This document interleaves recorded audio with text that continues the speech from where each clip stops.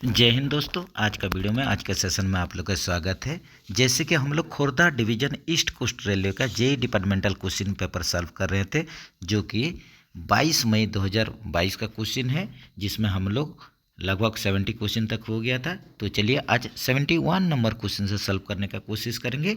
थोड़ा क्वेश्चन देखिए ठीक नहीं आया है, एडजस्ट करके चलिए। हम भी आप लोग को बढ़िया से समझाने के लिए कोशिश करवा रहे हैं। As per RPC for the validity of BPC of originating ICF trains. ये देखिए यहीं पर आप लोग का RPC 4 बोला है। RPC का फुल फॉर्म हो जाता है रिवाइज्ड पॉलिसी सर्कुलर। आप लोग का जो BPC इशू होता है ओरिजिनेटिंग BPC आईसीएफ के लिए, आईसीएफ ट्रेन के लिए, इसका वैलिडिटी कितना होता है? ये आप लोग का 3500 किलोमीटर या 96 आवर, जो भी पहले हो, व्हिच एवर इज अर्लियर। यही चीज़ अगर LHB रैक के लिए होता है तो यहीं पर आप लोग का देखिए LHB रैक के लिए होता है, LHB ट्रेन के लिए होता है, तो ये क्या हो जाता है 4000 किलोमीटर या 96 आवर्स, व्हिच एवर अर्लियर। इसी हिसाब से आप लोग वंदे भारत का होता तो यहीं पर आप लोग का 10,000 किलोमीटर होता या 6 डेज, 6 दिन, जो भी पहले हो। तो इसको बढ़िया से याद रखिए। इन automatic fire suspension system what gas is used. ये देखिए जो FDSS सिस्टम रहता है, ऑटोमेटिक AFDSS सिस्टम जिसको बोलते हैं, automatic fire detection and suppression system, इसका फुल फॉर्म होता है automatic fire detection and suppression system. इसमें आप लोग का नाइट्रोजन गैस यूज होता है, याद रखिए, नाइट्रोजन गैस प्लस वाटर, ये आप लोग का मिक्स्ड होकर उसको स्प्रे किया जाता है। ऑटोमेटिक ये स्प्रे होता है। तो इसमें जब भी आप लोग का कोई आग लगता है या इसमें स्मोक निकलता है, इसको डिटेक्ट करता है आप लोग का जो FDSS सिस्टम, और इसमें आप लोग का नाइट्रोजन गैस के साथ वाटर मिक्स होकर स्प्रे होता है, और आप लोग का आग जो होता है उसको कंट्रोल किया जाता है। नेक्स्ट चलते हैं। तो इसमें आप लोग का सही आंसर नाइट्रोजन गैस हो जाएगा, याद रखिए N2 नाइट्रोजन गैस, जो कि ऑप्शन में विजिबल नहीं है।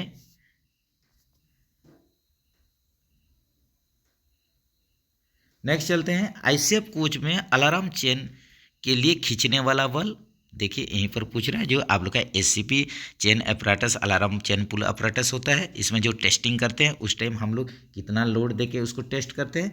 मैक्सिमम आप लोग का 10 kg, 7 to 10 kg का लोड देके हम लोग इसको टेस्ट करते हैं। In electronic in motion weighbridge maximum speed of the train during non weighment is 10 kilometre. ये देखिए जब भी आप लोग का जो इलेक्ट्रॉनिक्स इमोशन वेव ब्रिज होता है, आप लोग का कोई भी ट्रेन जहाँ पर आप लोग का वेव ब्रिज लगा हुआ है वही एरिया में आप लोग का गुजरता है, पास करता है, तो उस टाइम अगर नॉन वेवमेंट के लिए है, अगर इसका वजन नहीं करवाना है, यही कंडीशन में मैक्सिमम स्पीड हो जाएगा 30 kmph। लेकिन अगर आप लोग को वेवमेंट करवाना है, इसका वजन लेना है, तो जब भी कोई train electronic in motion wave bridge से पास करेगा तो मैक्सिमम 15 kmph होगा। ये दोनों याद रखिए। नॉन वेवमेंट के लिए 30 kmph और आप लोग का वेवमेंट के लिए 15 kmph मैक्सिमम होना चाहिए। ACWS in coaching depot stands पर, ये देखिए यहीं पर आप लोग का आ गया ACWS दिया है, तो इसका फुल फॉर्म क्या होता है? इसको देखिए बढ़िया से क्वेश्चन देखिए। तो यहीं पर जो होता है ऑटोमेटिक कोच वॉशिंग प्लांट होता है, ये आप लोग का ACWP होना चाहिए। ऑटोमेटिक आप लोग का ये automatic coach washing plant ACWP होना चाहिए, जो कि आप लोग का ACWS हो गया है, जो कि ऑटोमेटिक कोच वॉशिंग सिस्टम हो गया है, जिसको कि हम लोग यहीं पर सही आप लोग का होना था ACWP automatic coaching washing plant.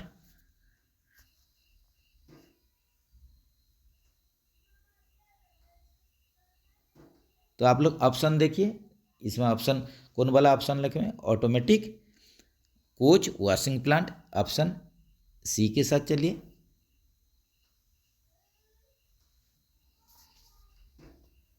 Next चलते हैं, how many duplex valve of air suspension is present in one LHB coach. ये देखिए यहीं पर आप लोग का डुप्लेक्स वाल्व पूछा है, तो डुप्लेक्स वाल्व यहाँ पर कितना होना चाहिए, यहीं पर क्वेश्चन यही है। तो आप लोग का डुप्लेक्स जो चेक वाल्व होता है पर बगी एक होता है, एक की संख्या में, और आप लोग का जो कोच में है एलएचबी कोच में 2 रहेगा।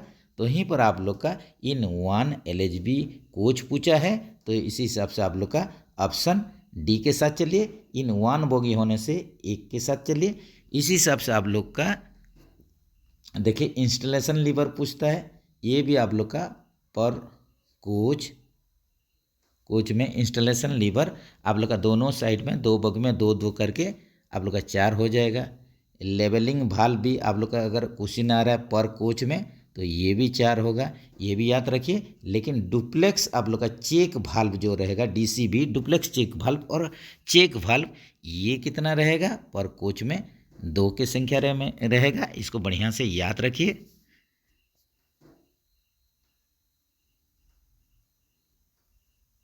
How many hooters are blown for movement of SPARME।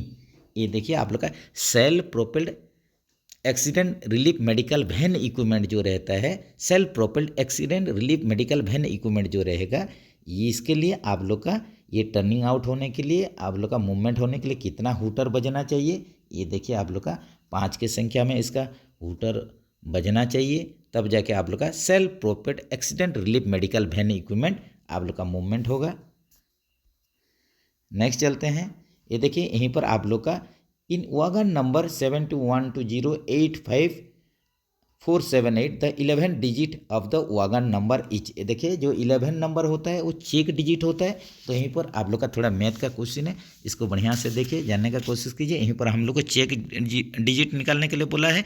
जैसे कि आप लोग जानते हैं नया वागन नंबरिंग स्कीम में आप लोग का 11 डिजिट रहता है, लास्ट वाला जो डिजिट होता है वो क्या होता है, वो चेक डिजिट होता है। तो यहीं पर देखते हैं, तो जैसे कि आप लोग नंबर को ठीक से देखेंगे तो यहीं पर पहले आप लोग का ऑड नंबर को ऐड कर दीजिए। जैसे कि पकड़ लीजिए यहीं पर A1 निकालते हैं, तो ऑड नंबर पहले आप लोग ऐड कर दीजिए, 7 + 1 + 0 + 5 + 7, ये हो जाएगा 20 हो जाएगा। उसी हिसाब से A2 निकालिए, A2 मतलब आप लोग का इवन नंबर को जोड़ दीजिए। इवन नंबर को जोड़ देने से कितना निकलेगा, देखिए 2 + 2 + 8 + 4 + 8 हो जाएगा, जो कि 24 होगा। इसके बाद A3 निकालिए, तो A3 यहाँ पर क्या होगा, जो इवन नंबर को हम लोग जोड़े हैं ये इवन नंबर इंटू 3 कर दीजिए, इसका मतलब A2 × 3 कर दीजिए, जो कि 24 × 3 ये हो जाएगा 72 हो जाएगा। इसी हिसाब से A4 निकालिए। A4 इसमें क्या है, आप लोग का जो A3 निकाले हैं प्लस जो ऑड संख्या को जोड़े थे A1 टोटल किए थे उसको जोड़ दीजिए, A3 + A1 जो कि आप लोग का 20 + आप लोग का 72 कर दीजिए, जो कि आप लोग का 92 होगा। तो यहीं पर आप लोग का जो 92 है, 92 का नेक्स्ट जो आप लोग का 10 का मल्टीपुल संख्या आएगा, ये कितना ऐड करने से आएगा, इसमें 8 प्लस कर दीजिए तो 100 आएगा। तो आप लोग का जो 8 यहाँ पर हो जाएगा, यहीं पर चेक डिजिट हो जाएगा, CD हो जाएगा, आप लोग का चेक डिजिट हो जाएगा। तो देखिए ऐसा ऑप्शन है क्या यहीं पर, जैसे कि आप लोग देख रहे हैं ऐसा ऑप्शन है नहीं, तो आप लोग भी कमेंट्स में बताइए ये क्या हो सकता है। नहीं तो इस टाइप का कोई क्वेश्चन हमसे इसको स्किप कर दीजिए, और आप लोग को ऑटोमेटिक अगर ग्रेस मार्क मिलता है तो बहुत अच्छा चीज़ है।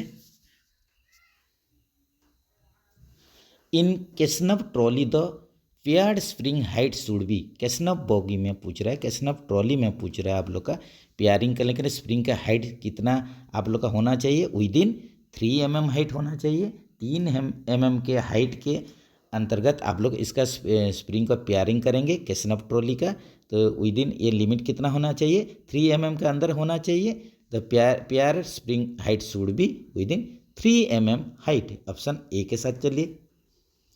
The pairing of secondary spring in LHB coaches is done on the basis of, यहीं पर देखिए क्या पूछ रहे हैं, तो यहीं पर पूछ रहा है आप लोग का जो पेयरिंग करेंगे सेकेंडरी स्प्रिंग को। एलएचबी कोचेस में जो सेकेंडरी सस्पेंशन में जो सेकेंडरी स्प्रिंग यूज होता है उसको पेयरिंग करने के लिए इसमें कौन सा फार्मूला यूज किया जाता है, कौन सा बेसिस पर होता है, ये अलाइनमेंट डेविएशन के बेसिस पर होता है। अलाइनमेंट डेविएशन, ऑप्शन ए के साथ चलिए। The aluminium band on the LHB secondary spring denotes, देखिए आप लोग का एल्यूमिनियम बैंड और एक कपर बैंड रहता है, तो एल्यूमिनियम बैंड आप लोग का क्या दर्शाता है और आप लोग का कपर बैंड क्या दर्शाता है। तो यहीं पर जो एल्यूमिनियम बैंड के लिए आप लोग को पूछा है, ये इंडिकेट्स क्या करता है, ये इंडिकेट करता है आप लोग का positive direction of the deviation. जो आप लोग का positive direction of the deviation, alignment deviation जो पॉजिटिव डायरेक्शन में होता है, इसी को इंडेक्स आप लोग का इंडिकेट्स करता है, इसी को दर्शाता है कि पॉजिटिव डायरेक्शन में जो अलाइनमेंट डेविएशन होता है, ये एल्यूमिनियम बैंड देखिए सेकेंडरी कॉइल स्प्रिंग में जो रहेगा यही दर्शाता है सेकेंडरी स्प्रिंग में। तो ऑप्शन 81 का ये देखिए ए के साथ चलिए, ये हो जाएगा डायरेक्शन ऑफ अलाइनमेंट डेविएशन या आप लोग का positive direction of alignment deviation हो जाएगा। ये हो जाएगा आप लोग का एल्यूमिनियम अगर बैंड रहेगा, एल्यूमिनियम का आप लोग का पट्टी रहेगा।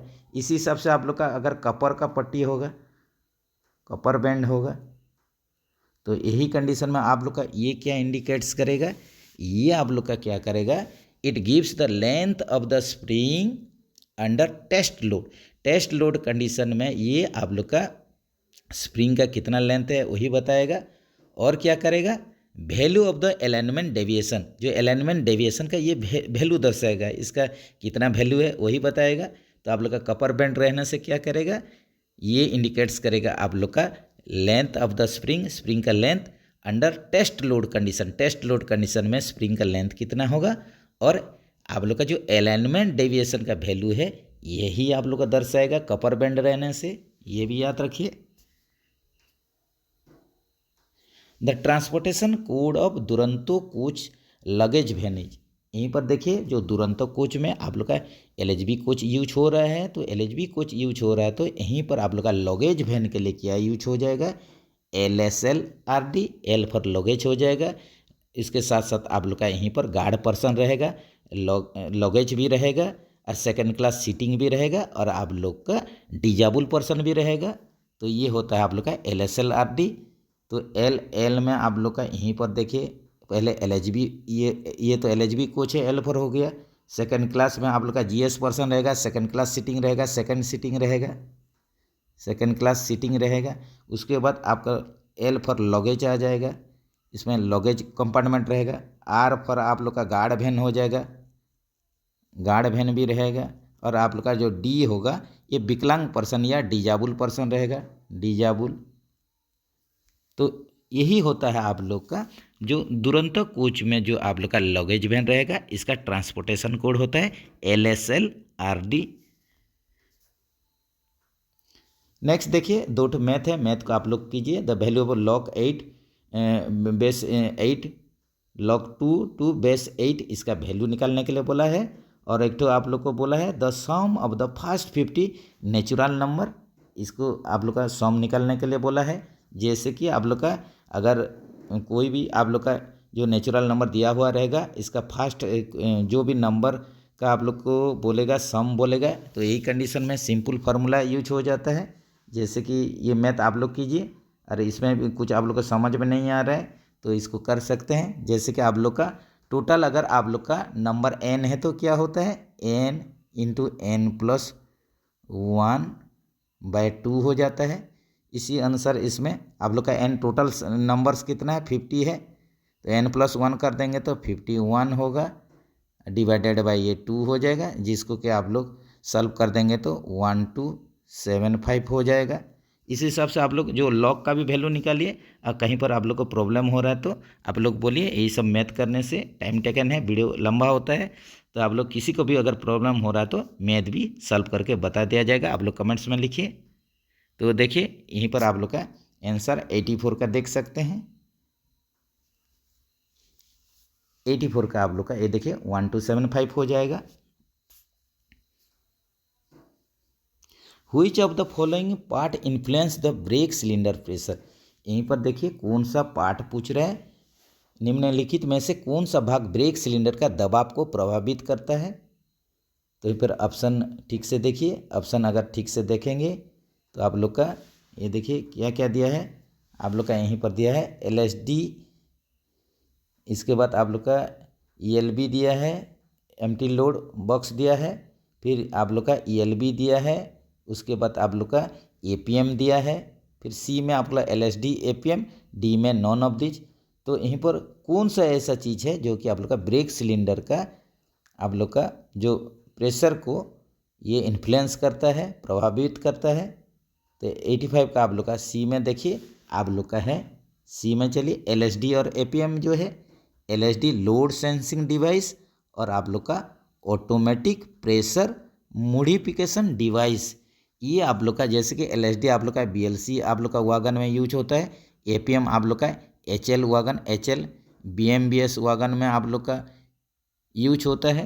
तो ये क्या करता है, आप लोग का ब्रेक सिलेंडर का प्रेशर को ये प्रभावित करता है। जैसे कि लोड कंडीशन में ये कितना आप लोग को सप्लाई देगा, एम्प्टी कंडीशन में कितना सप्लाई देगा, यही इसको इन्फ्लुएंस करता है। तो याद रखिए इसमें ऑप्शन C के साथ चलिए।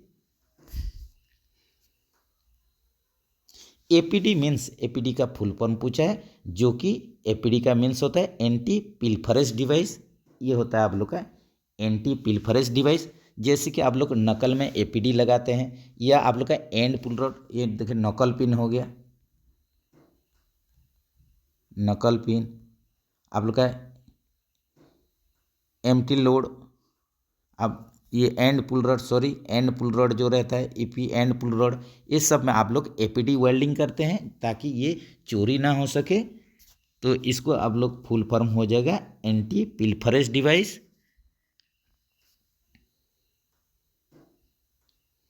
जैसे आप लोग डेली ड्यूटी में देख रहे हैं, जैसे भी आप लोग को APD वेल्डिंग करने के लिए बोला जा रहा है, या तो वाशर वेल्डिंग करते हैं या कटर वगैरह वेल्डिंग करवा देते हैं। इसी हिसाब से आप लोग का एंड पुल रॉड में भी आप लोग देखिए कि उसमें भी कुछ कटर वटर पिन बिन आप लोग लास्ट में वेल्डिंग कर देते हैं ताकि ये पिन खोल के चोरी ना हो सके।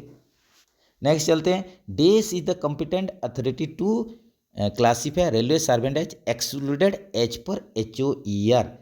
ये देखिए यहीं पर पूछ रहा है HOER के अनुसार बहिष्कृत रेल सेवक को वर्गीकृत करने के लिए DES सक्षम अधिकारी है। DES is the competent authority to classify railway servant as excluded as per HOER। तो यहीं पर आप लोग का जो क्वेश्चन है कि आप लोग का कौन सा कॉम्पिटेंट अथॉरिटी है जो कि आप लोग का रेलवे सर्वेंट को एक्सक्लूडेड कैटेगरी में आप लोग का बांटते हैं as per HOER hours of employment regulation.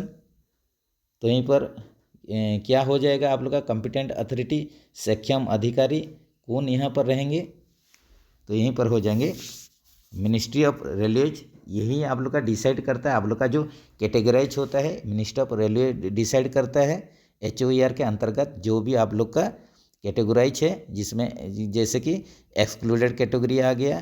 तो इसी हिसाब से ये इसका आप लोग का जो कॉम्पिटेंट अथॉरिटी है, सक्षम जो प्राधिकारी होते हैं, ये मिनिस्ट्री ऑफ रेलवेज होता है।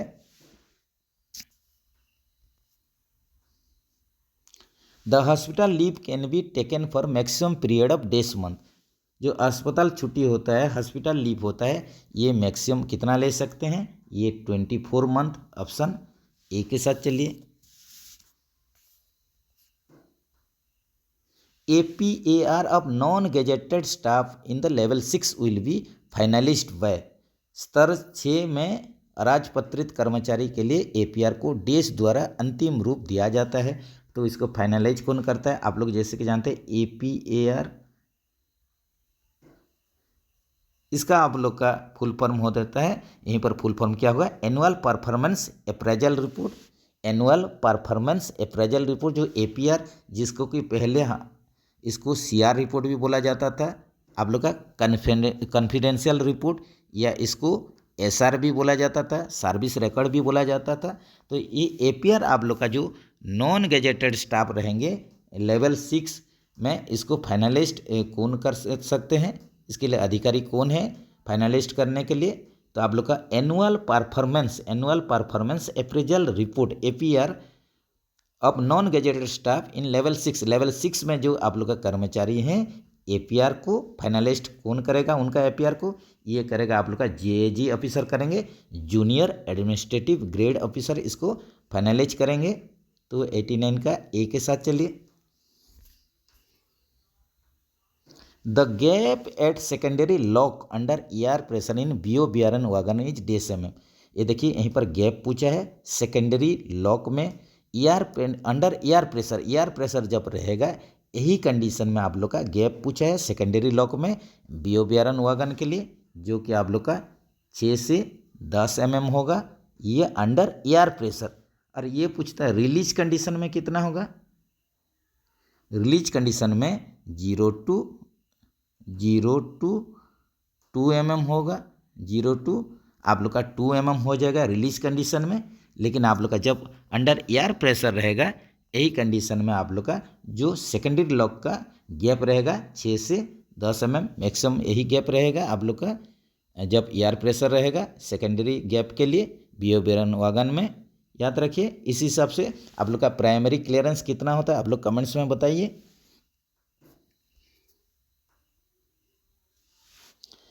Which oil is used in dashboard guide, dashboard guide में कौन सा ऑयल यूज किया जाता है, इसमें आप लोग का जो ऑयल यूज किया जाता है ये होता है सर्वोलिन 68 होता है। ऑप्शन सी के साथ चलिए, सर्वोलाइन दिया है सर्वोलिन 68, यही ब्रांड का ऑयल आप लोग का डैशबोर्ड गाइड में यूज होता है।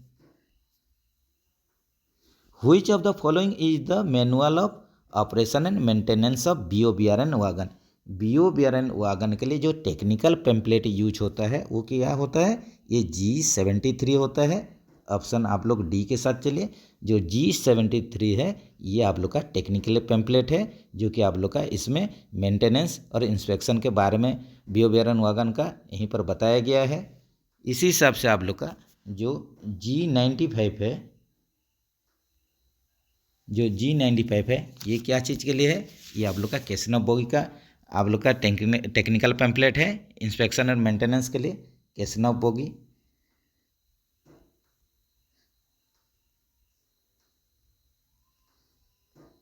उसी हिसाब से आप लोग का G70 जो है यहीं पर देख लीजिए, G70 आप लोग का जो है inspection and maintenance of BOXN wagon, ये fitted with casnub bogie,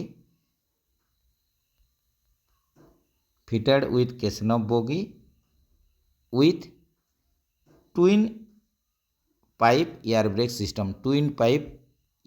system, ये होता है आप लोग का G70 बोलता है आप लोग का इंस्पेक्शन और मेंटेनेंस मैनुअल जो है टेक्निकल पैम्पलेट, ये बॉक्सेन वागन जो कि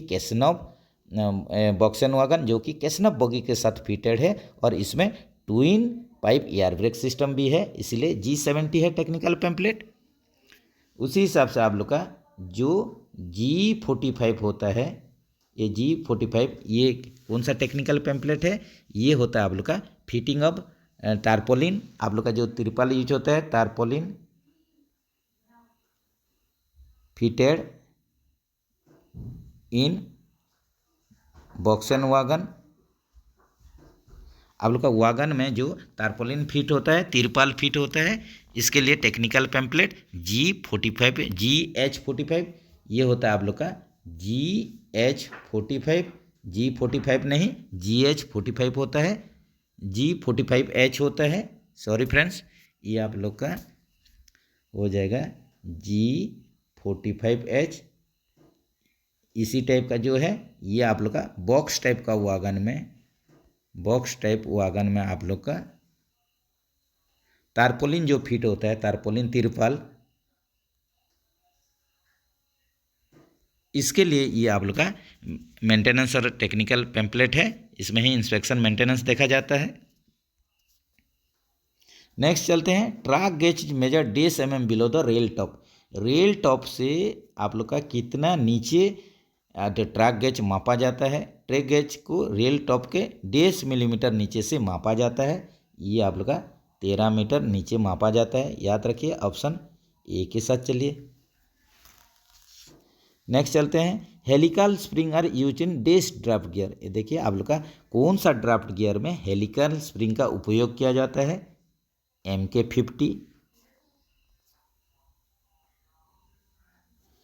B dimension of ICF bogie denotes, यहीं पर देखिए बी डायमेंशन पूछा है, तो किस किस का बीच में जो डायमेंशन है इसको बी डायमेंशन हम लोग बोलेंगे।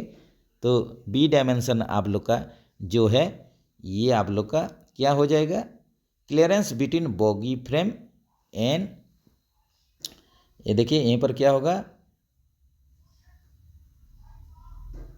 ये हो जाएगा आप लोग का clearance between bogie frame and body bolster. ये हो जाएगा बॉगी फ्रेम और बॉडी बोलेस्टर का बीच में जो क्लियरेंस होगा इसको हम लोग क्या बोलेंगे, इसको बोलेंगे बी क्लियरेंस बोलेंगे। ऑप्शन बी के साथ चलिए, जो कि आप लोग का 40 ± 5 mm होता है। याद रखिए जो आप लोग का बी क्लियरेंस होता है या बी डायमेंशन होता है, बी डायमेंशन ये आप लोग का कितना होना चाहिए, इसका रेंज जो है 40 ± 5 mm, जो कि आप लोग का बॉगी साइड फ्रेम और आप लोग का बॉडी बोलेस्टर का बीच में जो गैप होता है वो बी डायमेंशन होता है। याद रखिए।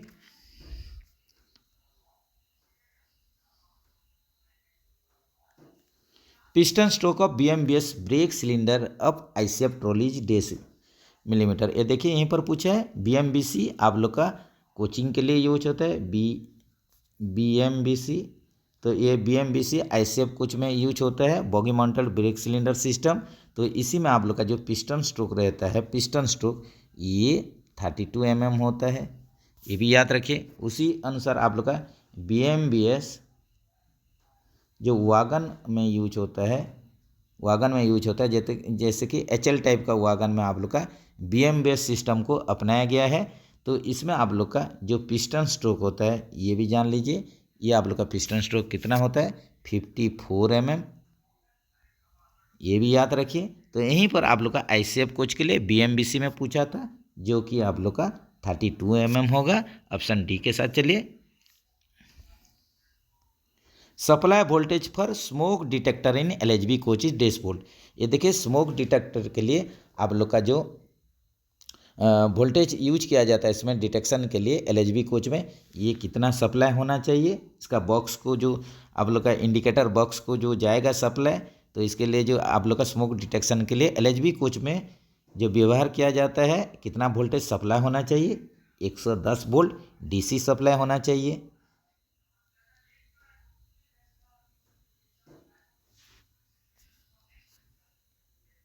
Which class of ODC movement is permitted only during day time. आप लोग का किस प्रकार का ओडिसी को दिन टाइम में, खाली डे लाइट में, दिन में ही परमिशन किया जाता है, परमिटेड किया जाता है, ये होता है C क्लास ओडिसी, जिसका कि आप लोग का मैक्सिमम स्पीड 25 kmph है। ओनली डे टाइम में ही इसको चलाया जाता है, डे टाइम में या डे लाइट में चलाया जाता है, याद रखिए। Which of the following wheel defects may lead to point of bursting. ये देखिए कौन सा आप लोग का जो पहिया का दोष है पॉइंट को ब्रस्ट कर सकता है, पॉइंट को तोड़ सकता है। तो यहीं पर आप लोग का ये देखिए थिन फ्लैंज, होलो टायर, डीप फ्लैंज और शार्प फ्लैंज दिया है। तो ये आप लोग का पॉइंट को ब्रस्ट जो करने का चांस रहेगा, अगर आप लोग का चक्का में थिन फ्लैंज है तो इसके चलते आप लोग का क्या हो सकता है, इसके चलते आप लोग का पॉइंट जो बना हुआ है, पॉइंट आप लोग का लाइन में जो पॉइंट सब है, तो ये पॉइंट को ब्रस्ट कर सकता है, ये हो जाएगा आप लोग का थिन फ्लैंज हो जाएगा। इसी हिसाब से डीप फ्लैंज होने से आप लोग का जो फिश बोल्ट है, फिश प्लेट का बोल्ट है, फिश प्लेट का बोल्ट को ये काट सकता है डीप फ्लैंज होने से। ये भी क्वेश्चन आ रहा है, इसको बढ़िया से रीड कीजिए और आप लोग आंसर देने का कोशिश कीजिए।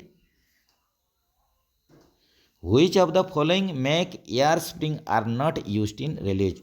ये देखिए यहीं पर पूछ रहा है कि कौन सा कंपनी का एयर स्प्रिंग रेलवे में यूज नहीं होता है। तो यहीं पर देखिए आप लोग का सही आंसर क्या होगा, तो यहीं पर देख लीजिए जो आप लोग का टैल है, ये कंपनी का आप लोग का एयर स्प्रिंग यूज हो रहा है। रेजिस्टोफ्लेक्स ये भी यूज हो रहा है, प्रीमियर ये भी यूज हो रहा है, लेकिन आप लोग का आशिका कंपनी का आप लोग का एयर स्प्रिंग यूज नहीं होता है रेलियो में। आशिका कंपनी का जो आप लोग का एयर स्प्रिंग ये आप लोग का रेलियो में यूज नहीं होता है। ऑप्शन बी के साथ चलिए। अंडर देखिए यहीं से आप लोग का शुरू हो गया राजभाषा, तो चलिए इसको भी जल्दी से सॉल्व करने का कोशिश करते हैं। Under which article of the constitution Hindi has been given the status as the official language. संविधान के किस अनुच्छेद के तहत हिंदी को राजभाषा का दर्ज दिया गया है?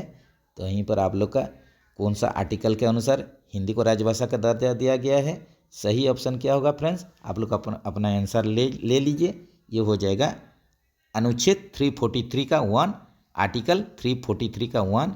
इसी के अनुसार ही आप लोग हिंदी को राजभाषा का दर्ज दिया गया है, यही आर्टिकल के अनुसार। नेक्स्ट चलते हैं। Official language of union shall be Hindi in which script. संघ की राजभाषा हिंदी किस लिपि में होगी? देवनागरी लिपि में होगी, देवनागरी स्क्रिप्ट में होगी। ऑप्शन बी के साथ चलिए।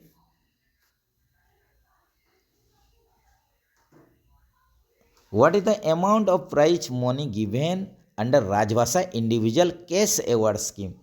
राजभाषा व्यक्तिगत नगद पुरस्कार योजना के तहत दी जाने वाली पुरस्कार राशि कितनी होती है? ये पुरस्कार राशि आप लोग का 1500 रुपया, जो कि आप लोग का राजभाषा व्यक्तिगत नगद पुरस्कार योजना के तहत होता है। याद रखिए इसमें जो पुरस्कार राशि 1500 रुपया। ऑप्शन बी के साथ चलिए।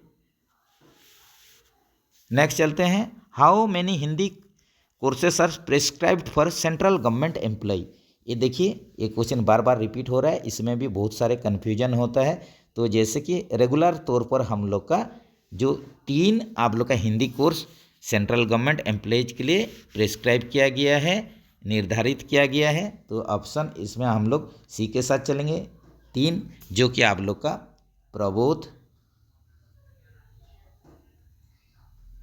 प्रवीण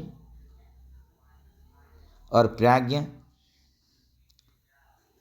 लेकिन अभी और एक कोर्स को ऐड किया गया है जिसका नाम है पारंगत।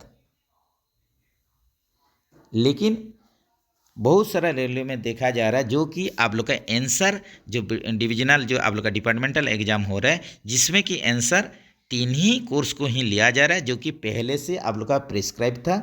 अभी जो आप लोग का पारंगत आप लोग का ऐड हुआ है, इसको अभी कोई भी डिवीजन का देखिए आंसर शीट जो डिक्लेयर होता है किसी में भी देखा नहीं गया है कि 4 के संख्या में आप लोग का हिंदी कोर्स प्रिस्क्राइब्ड है।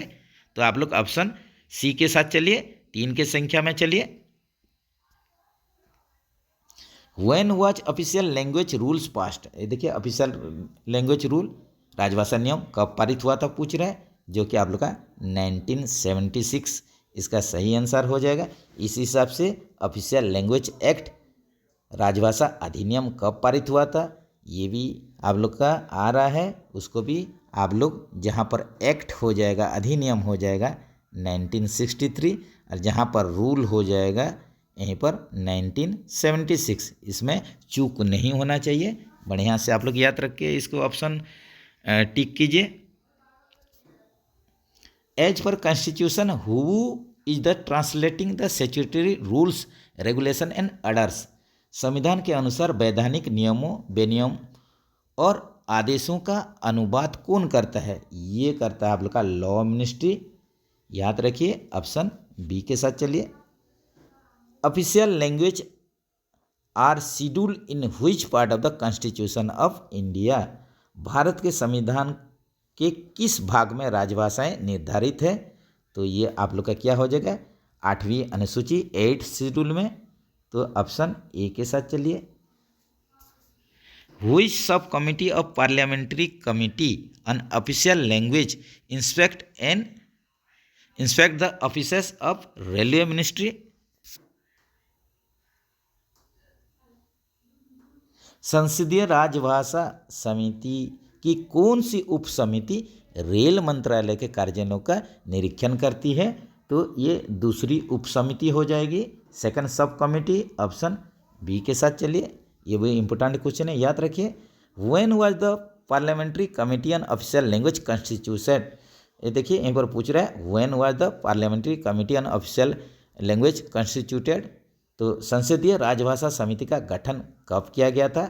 संसदीय राजभाषा समिति का गठन किया गया था, क्या हो जाएगा 1976, ऑप्शन सी के साथ चलिए।